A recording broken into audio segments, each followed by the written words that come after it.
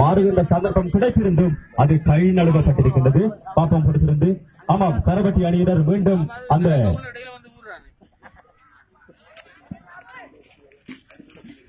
கரவட்டி அணியினருடைய பட்டமாட்ட விளையாட்டு காரணமாக கொப்பட்டி சொல்ல ஈஸ்வரா அணியினரால் ஆமாம் 6ஆம் இலக்க சீருடை அணிந்த வீரர் அழகான முறையில் தள்ளியான பந்தனை ஆமாம்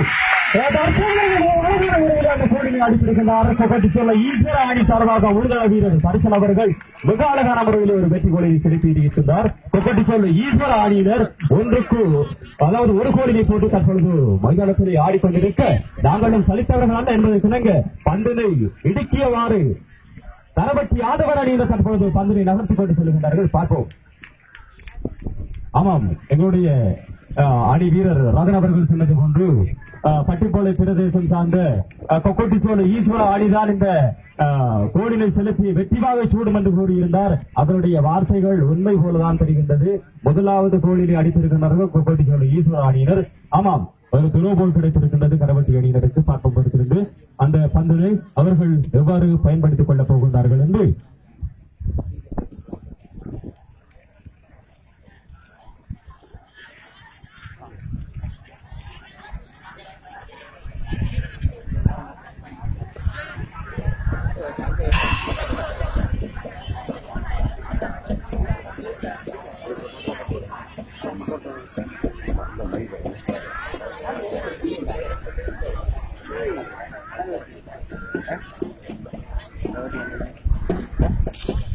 ஆமாம், இடம்பெற்றுக் கொண்டிருக்கின்ற இந்த போட்டியிலே கொக்கட்டிச்சோலை ஈஸ்வர அணியினர் கரவட்டி யாதவனை எதிர்த்து ஒரு கோலினை செலுத்தி தற்பொழுது மைதானத்திலே ஆடிக்கொண்டிருக்க, மறுமுனையிலே கரவட்டி யாதவன் அணியினரும் நாங்களும் தனித்தவர்கள் அல்ல என்பதை காட்டுவதற்காக தற்பொழுது மிகவும் சிறப்பான முறையிலே விளையாடி கொண்டிருக்கிறார்கள்.